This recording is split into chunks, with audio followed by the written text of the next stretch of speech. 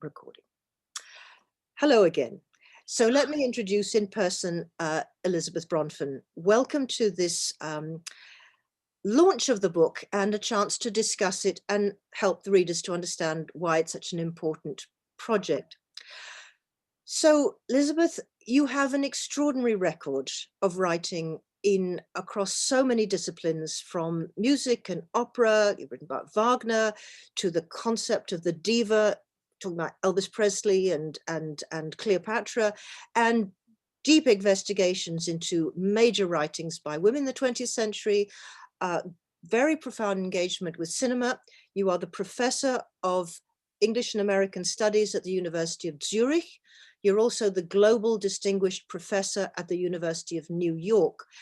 Or New York University. So you cross the Atlantic. You yourself have an interesting American and European background, which I understand you're working on now. So just introduce me a little bit to where do you feel this collection, Cross Mappings, comes in your work, and why do you feel it's a major, in a sense, a milestone in your thinking?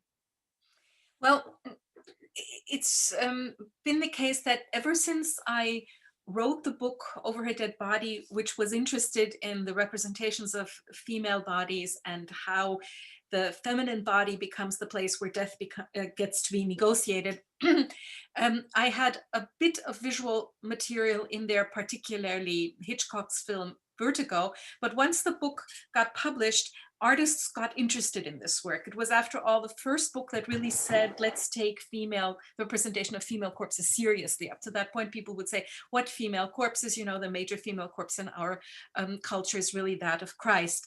And then I had taped many images together, almost like a little leporello, just to show them how many female corpses there really were. And this triggered a discussion between myself and visual artists, but also myself and curators. And it was because of that, really, that I started writing more and more also about painting, about photography, and continued writing on film. At the time, I was also interested in what we're talking early 90s now, the whole genre of video clip. Which was new in the early 90s, and there were interesting the clips in relationship again to the female body, to death, to vulnerability, etc. And over the years, I've brought in other media, as you already mentioned, because of my own training, actually, as an actor and as a singer. I've always been interested in opera, and again, because of my work on representations of dead women, people staging operas would ask me to write for their program notes or be part of a series of lectures around performances regarding, Wagner, regarding 19th century opera. So it's kind of like that was the beginning of people coming to me and asking me to engage with aesthetic practices rather than just an academic discourse. And the second book I wrote, the knotted subject, which was about female discontent and hysteria, that too was something that visual artists immediately responded to. And in this book, in fact, I have more visual artists. Cindy Sherman is someone who I worked on. Obviously, again, Hitchcock. But this, again, was something that people who were working in the field of art were interested in seeing how I could then respond to their artwork, coming at it with my theoretical concepts, but also, and I think there are two crossovers that come into the notion of cross mapping. One crossover is really that between high and low culture, because it's always been important for me to look for the kind of the residues, the kind of after effects of high culture in popular culture, whether it's film or more recently television. And the other crossover is indeed the crossover between narrative texts and then visual tropes that narrative texts use, or also critical tropes that theorists use, philosophers use, psychoanalysts use, and visual culture as such. So it's kind of like bringing these different media together. That has been something I've always been engaged in. And so this book, Cross Mappings, is really a collection of essays that demonstrates that.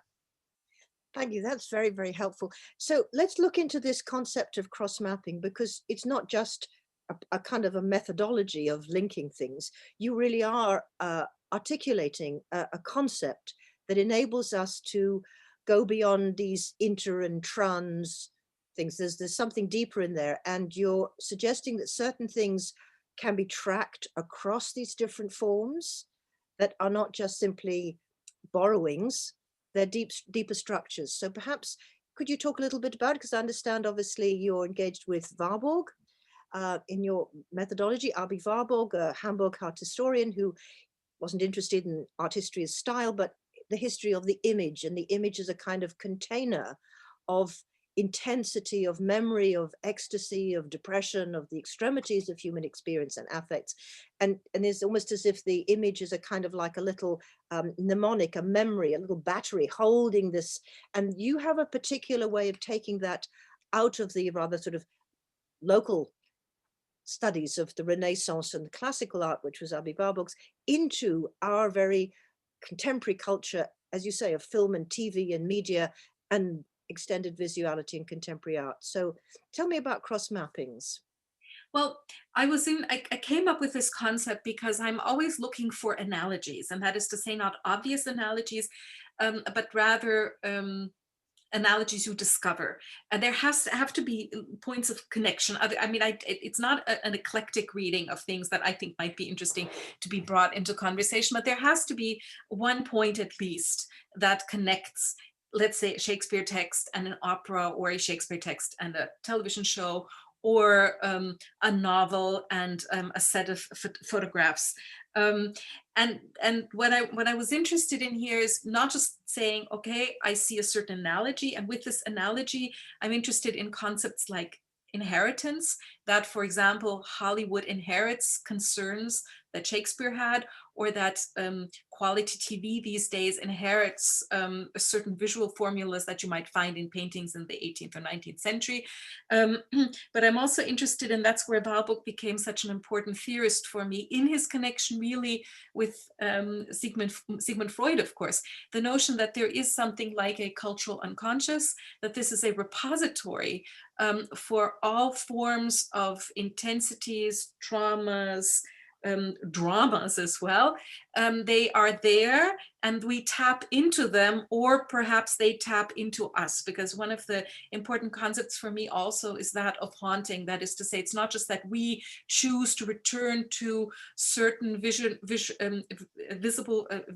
visual formula or narrative formula, or certain thematic constellations, but sometimes they come back to us because they want to be reiterated again. And this may sound a little psychic, but it is this notion of haunting that, for example, there are certain aspects of our cultural history that are what we would call unfinished business. So this is why I've always been interested in issues like war and representations of war, because each new representation of war picks up on previous representations of it, or things like hysteria or other forms of psychic distress picking up on previous articulations of that, but also being compelled to articulate this. So it's not so much just that we do this, but that this is something that, in fact, to a certain degree, is done to us if we are part of a cultural process.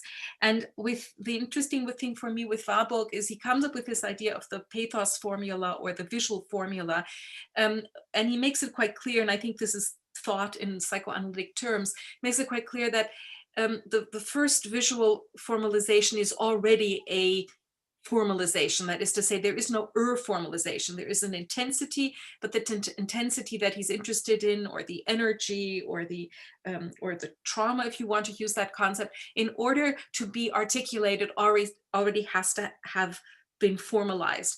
And so what keeps returning in his concepts for this are Nachleben, that is to say, afterlife, and also Nachwirken, after effect. What keeps returning, or what we can keep tapping into, are the formalizations.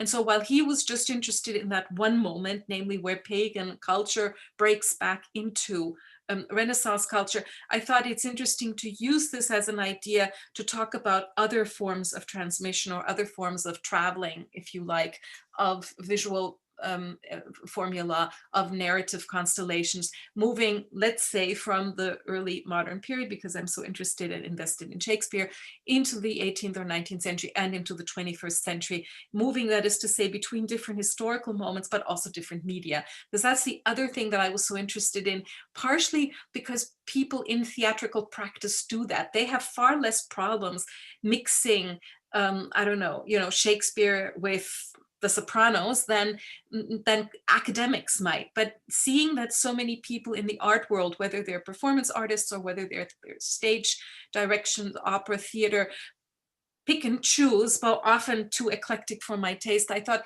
if they are the ones that are already doing this, for us really to understand these artworks, if you take a film like Seven by David Fincher, it's very clear that he's thinking both about a whole history of the serial killer, but he's also thinking about a whole set of performance artists that would include someone like Kabakov. So given that the artists themselves were doing that, I was interested in saying, why not extend the idea that Warburg develops to include different media, and also not just to insist on a static image, because that is what he was basically concerned with, and to take that notion of pathos formula in a larger sense to include either, as I say, constellations, thematic concerns, or tropes in a larger sense. Thank you. That's very, very helpful. Let's talk a little bit about, so that you kind of how you get into this space of engagement with the visual arts, but also because it's not like being arty, in a sense, it's precisely bringing something to this recognition, which is very much part of what I would say, cultural analysis or visual culture is, to allow a much kind of more fluid movement of, as you call them, tropes or constellations or narrative patterns, but underlying them all is, certain kinds of elements we can't escape in terms of the structures of life and death, of conflict, of desire, of affective disorders. And also at the heart of it is also the question of bodies and gender and sexuality, which are certainly there. So let's just look, can you talk us through the two sections of this book, because you've collected your essays in a number of ways. You're at home as much writing about Francesca Woodman, photographer, artist, who's on the cover of your book, and Pipolotti Rist, installation artist, and Cindy Sherman, but you're also talking about Picasso and Degas. There's a very rich range of artists that you engage with, and thematics. So tell us how you've organized the book. Well, there are really two sets of types of artworks that I work on. Either, and I'm committed to this, the artworks by women artists, whether they're painters, photographers, filmmakers, video artists, and also discovering more of them or making them more available to an audience, or looking at more or less canonical artists, but with a specific feminist psychoanalytic gaze. And so the first part, which I call Traveling Image Formula, I was interested in part in how certain genres can be critically rethought, and that includes the female portrait, that includes the female nude, and that includes the tableau vivant in cases either not necessarily just by women. And the tableau vivant piece is really Francesca Woodman, and looking at her photography in relationship to that other form of feminine performance, the tableau vivant in the 19th century. But also, if you look at, if you rethink the whole notion of the female nude, I've always been interested in, since I worked on representations of feminine death, in neither saying, this is an appropriation of the female body, this is a fetishization, this is a de-animation, we are opposed to this, nor in saying, no, this is just great art, this is formalization, this is skillful representation, but somehow balancing these two, which is to say, looking really in a bifocal way, that yes, of course, the female nude means that you're exposing the female body, and that this is a form of appropriation, very much along the lines that John Berger already talked about this very early on in Ways of Seeing, that of course the male artist is mirroring himself in these nudes, and yet also saying, but there's agency in these images if we look for it. So to a certain degree, reading it also against the grain of the standard genre, whether it's the portrait, whether it's the tableau vivant, whether it's the nude, just to give these as examples. And then finding not just how do artists, whether female artists, whether they're intentionally feminist or not, how do they intervene and rethink the genre, but also, and thus it travels from, you know, its earliest articulation to what these feminist artists do, but really also how can we read canonic paintings, classic paintings or contemporary paintings against the grain to see something there over and beyond the fetishism without losing sight of that fetishism. That's why one of the critical tropes that's always been so important to me is that moment in Roland Barthes' essay on Myth Today, where he talks about how he's sitting in a car, he looks out of the window, either he sees the window pane or he sees the landscape behind, and that it's a constant moving back and forth. This is kind of what I'm interested in when I revisit these genres. And but this traveling concepts also, in the sense I've just sketched earlier, is to look at what happens with Hollywood when you're looking at Hollywood through the lens of pop art, not the films that were made with pop art, but the way genre cinema in the 50s in fact anticipates pop art. Or what happens when you're interested in totalitarian aesthetics, and then you say, but let me compare, and that's again the analogy, let me compare Riefenstahl, who is an explicit self-declared fascist filmmaker, with Busby Berkeley's choreographers. Busby Berkeley is everything but a fascist filmmaker, yet there are totalitarian moments, and he's been critiqued for these, the whole body as ornament, the woman just becoming a figure, and Walt Disney, who makes these strange films just after the beginning of the Second World War, which he makes for the War Department. And then looking at like these three figures, three types of film that on one level, you know, you would say this is totalitarian.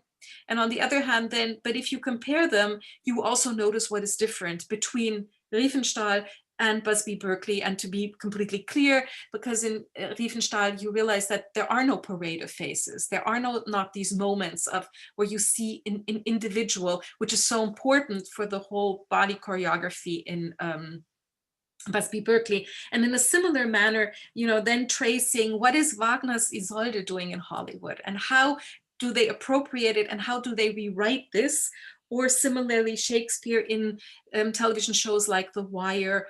And here I'm always interested in, there's certain given thematic constellations, certain figures, certain concerns. It's usually power, death, destruction, but does it necessarily need to end in a tragic mode? So I'm often interested in how these writings, all these rewritings, these films that use the Isolde, the Liebestod of Isolde, or how The Wire picks up on the Shakespeare history plays, how they offer us a new take on those. That is to say, it's a different type of intervention, not just the feminist intervention, kind of reappropriating, but also rewriting, but also an intervention that asks, do things have to end in a certain way, or where do we have the choice for, you know, to put it very simply, a move from tragedy beyond tragedy.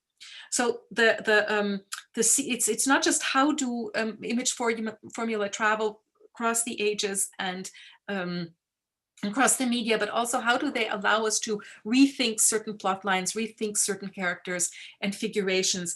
And so here I'm always interested in a kind of dialogue. It's not just saying, okay, I can see how certain concerns from Shakespeare resurface in film, but also having noticed that, what does it mean if I look back at a Degas portrait, or if I look back at a Shakespeare play, or if I look back at a Wagner opera, seeing the forms of recyclings, whether explicit or explicit, that have existed? Does that change my take on these canonic texts? So this was what I was interested in. This is what the essays in the first part of the book are interested in. And then the second part of the book, which is called Gendering the Uncanny Imaging Death, is indeed a continuation of my work on the female body and its uncanniness in psychoanalytic theory, but also in visual culture, representations of death, and how representations of death don't always, but often still work with gendering. And here I have either chapters that are on female artists like Nan Golden and Diane Arbus, interested so much in uncanny bodies and in the fluidity of genders, but also someone like the video artist Elisha Attila, who makes these video films that are always about death. And then whenever people write about her, they tend to focus on the formal aspect of it, because she usually has various screens. And she was insistent that I work on her, because she said, I want someone who really deals with what it is I am making these films about, which are death experiences, near-death experiences, or the response to death. So, and similarly in the piece that I have in the book, Louise Bourgeois' huge installation, Contending with the Father, is in a sense almost a summa of all of that, because she herself is so thinks in such psychoanalytic terms. Yet this is also her using art to work through her incredibly complicated relationship to the father, and in a sense dissolving the father, putting him in his place, yet also containing him in the double sense of the word. She takes him up and regurgitates him in her artwork, yet she also puts kind of limits on him. And so here you can see once again her intervention in something, though in this case it's much more the personal story, but also her intervention in sculpture and in performance art, and how this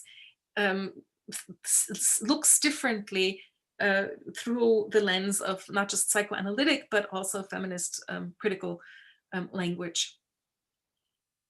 Well, I'm having read them all and found them so interesting to work with and think about. I think that's gives a very good picture of the kind of depth and range and sometimes the underlying kind of methodological things. I want to ask just one question, because I think at the moment you and I belong to a sort of the same kind of generation of scholars who came of age with certain kinds of very exciting things happening in the 60s, in literature, in film studies, in feminist studies, in the emergence of kind of queer studies and post-colonial studies, which were kind of engaged energetically with challenging theories we drew from places such particularly as psychoanalysis, literary theory, and different kind of philosophies and things like that. And I feel that there's a certain legacy that carries on, but of all the ones that are still kind of sort of falling off the table is psychoanalysis. And yet psychoanalysis is obviously very, very critical to you as a resource with which to think and with which to read, and also obviously as an analytical mode, not of individuals, but of these structural recurrences, these processes. How do you see where we are with the kinds of theories that you feel so confident using and are using to such very profound effect in relation to contemporary art as well as historical? How do you sort of defend, as it were, the continuing relevance of psychoanalysis, perhaps, as a tool in cultural analysis and visual studies? It's true that it looks as though psychoanalysis were not the theory that people are tapping into at the moment, although there are some psychoanalytic pop philosophers who are extraordinarily globally famous. So it's not that it's completely gone. I think one also has to bear in mind that much popular culture uses psychoanalysis without saying that it uses psychoanalysis. Now, it's not our Freudian psychoanalysis, but more Jung. But I do know that most of the people learning screenplay writing in Hollywood are all using a book by a Jungian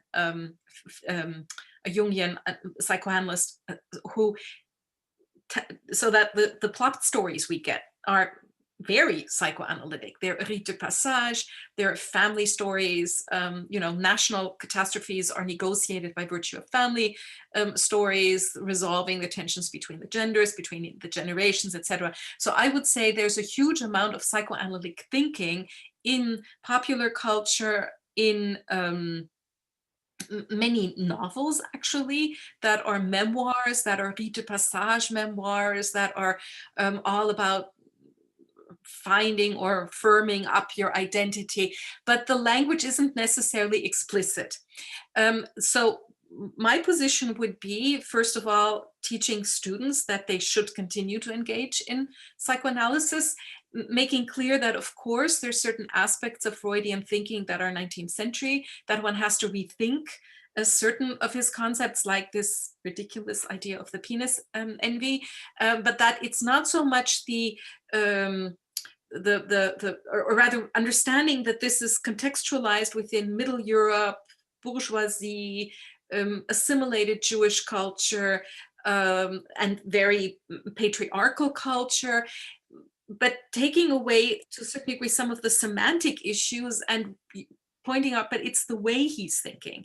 It's the notion of dream work, notions of condensation, displacement, the whole notion of a manifest meaning of a text and then looking for the latent meanings of the text. This is still extremely valid today, and in fact, extremely important. If we try to look at political moments, whether it's populism, whether it's charismatic leaders, whether it's the repression of certain ethnic groups, even the language I'm using right now, and this would be language you'd hear in the media, is psychoanalytic language. So I think the point is much more, first of all, continuing to teach it, continuing to use the language, even if it means perhaps rethinking some of the contents of that, of those formulas, but also pointing out to people how so much of the way they think about the world, fascination, for example, that is a psychoanalytic concept. Fantasy, the dream worlds one is in,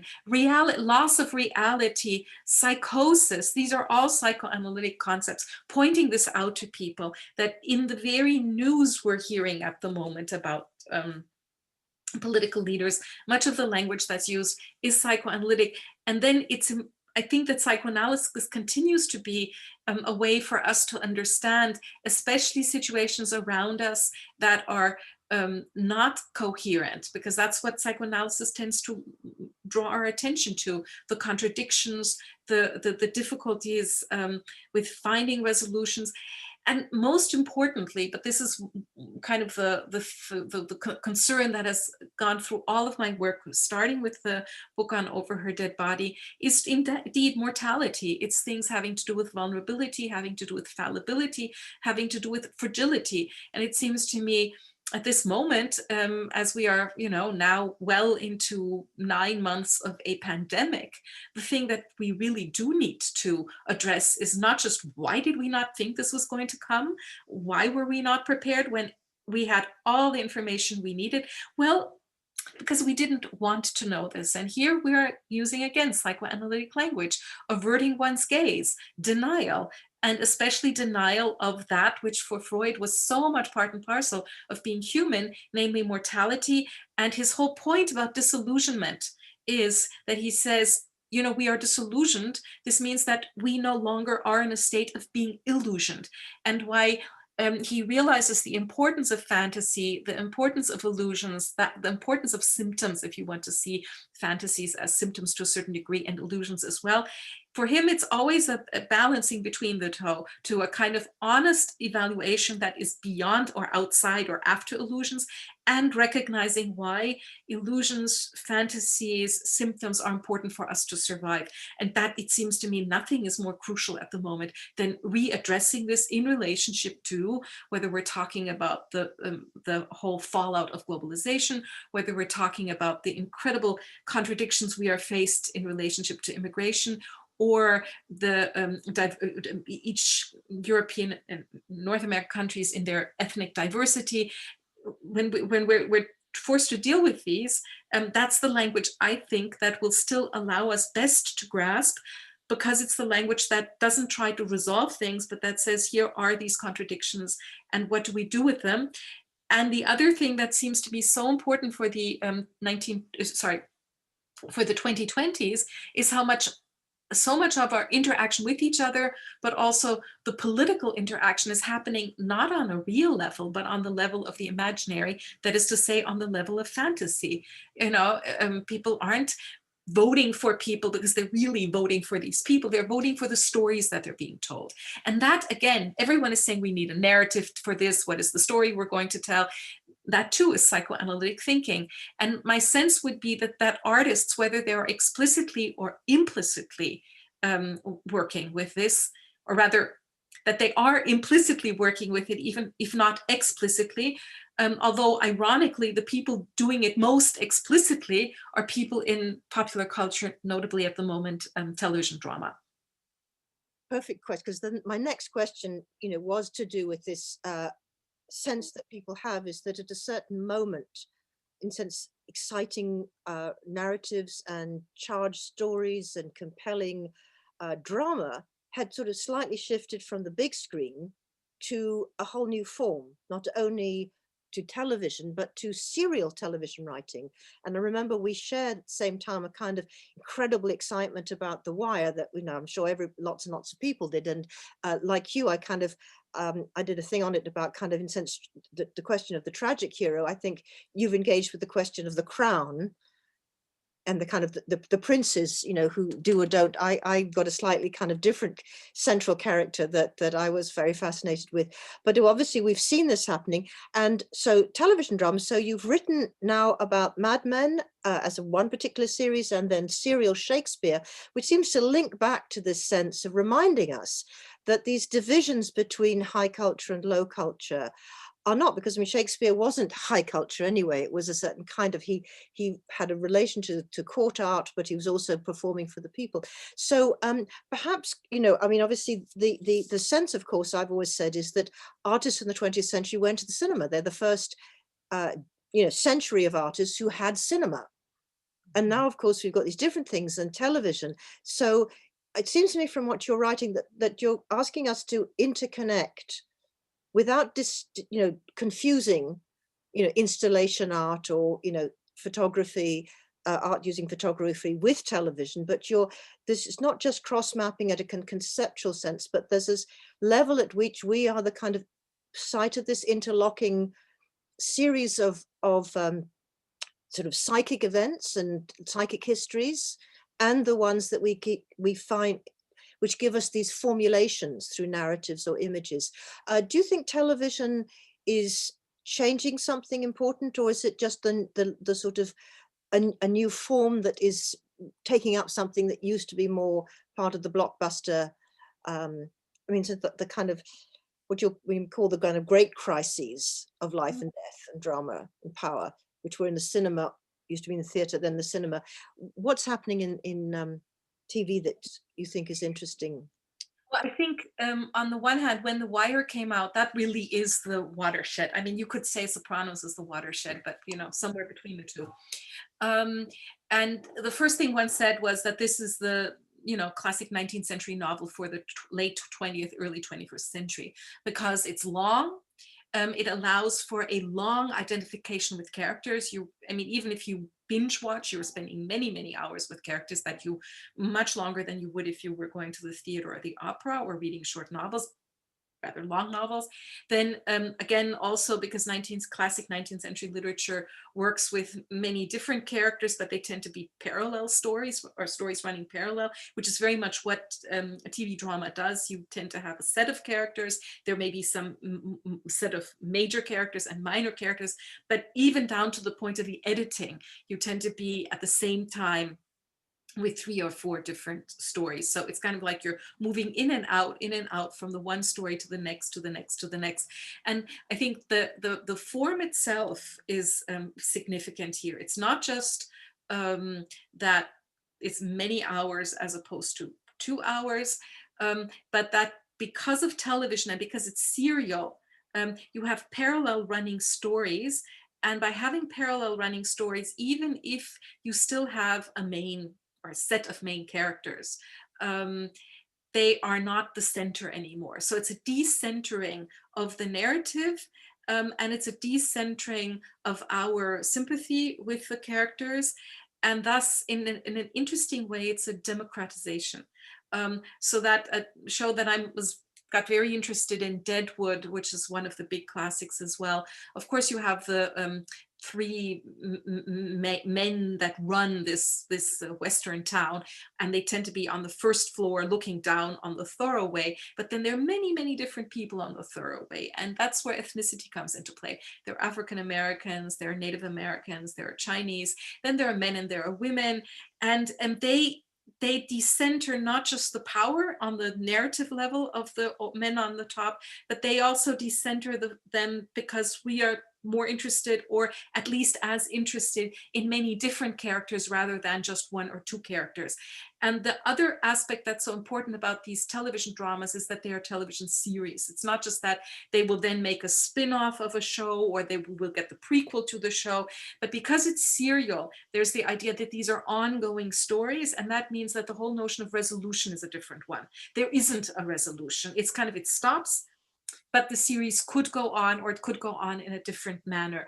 So I would say just the forms of the way the stories are told are probably closer to psychoanalytic thinking, in the sense of that even if we find the resolution to something, even if you come to the end of a cure, nevertheless, the cure is never really ended. This is something that Freud would have insisted on. And on a larger sense, bringing back the question of unfinished business, history is never over. History will continue to haunt us and to torment us at certain moments. So I think this is one thing that television drama is doing at the moment. On a more practical level, of course, these television shows are much more cheap, far more cheap to produce. And especially HBO at the beginning meant that people could become not just the producers of these shows, but also the writers, the creators, that would have had a far more difficult time if this were in the big Hollywood productions or in the British production or the German production. And that actually means that there are far more women who are the screenplay writers and also the directors and also the producers, or part of the producers of these shows.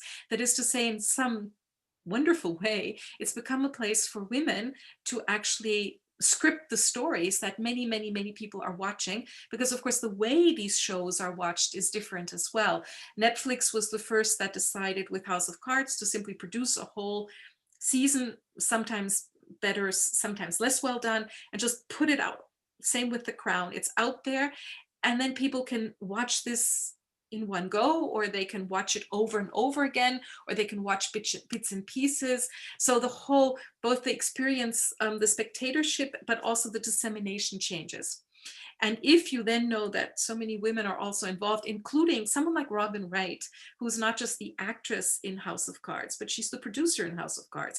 And she's the director of some of the most vicious stagings of her character, this politically ambitious and bloodthirsty Claire, President Claire Hale.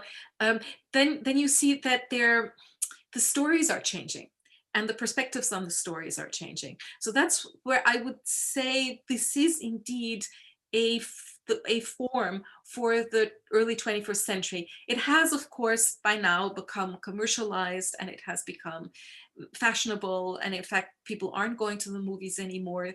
In stores where you used to only see DVDs for films, now 50% is for television shows. In magazines that used to be only like Sight and Sound for films, they bring in more and more television shows as well. The Emmys, that used to be not interesting for anyone really, are much more interesting than the Oscars. So it's become kind of the new normal, and because there's so many shows out there, I think that it's harder to focus. At the beginning of HBO, it was The Wire, it was Deadwood, it was Mad Men, it was Breaking Bad, and now it's diversified. And I think then with the commercialization, some of the radical potential, of course, gets lost. But that doesn't mean it's all lost. Rather, I can see where, speaking to my students, what they would be interested in working on or television drama and not film. Thank you very much indeed. And I think that's a very good point to kind of bring this to a conclusion, in the sense that it is a dynamic field at the moment, and that you are a model for us in the sense of someone who's as it were, come through from acting and opera to literature, you know, into then exploring these big kind of deep cultural things that are kind of almost, in one sense, on the one hand, they're Wagnerian, and the other hand, they're sort of Shakespearean, but obviously with this very intense kind of feminist gloss and a very, I think, intellectually generous way of understanding the not only how culture is, you know, kind of a form to study, but how we are formed by culture, interacting with it and using it, and how that dynamic works. So I thank you very much for taking a time out of your very rich and busy, as it were, academic life to talk about this book. And I'm very proud that we have brought it. It was originally published in German, it's been translated, and now we really want to encourage people to discover the incredible richness in this and the insights they will gain into their own viewing, watching, reading, and self-understanding that will come from this concept of cross-mapping and your kind of analysis. So thank you And very much indeed. Griselda, for bringing it out in your series and for us doing this talk. Excellent, excellent.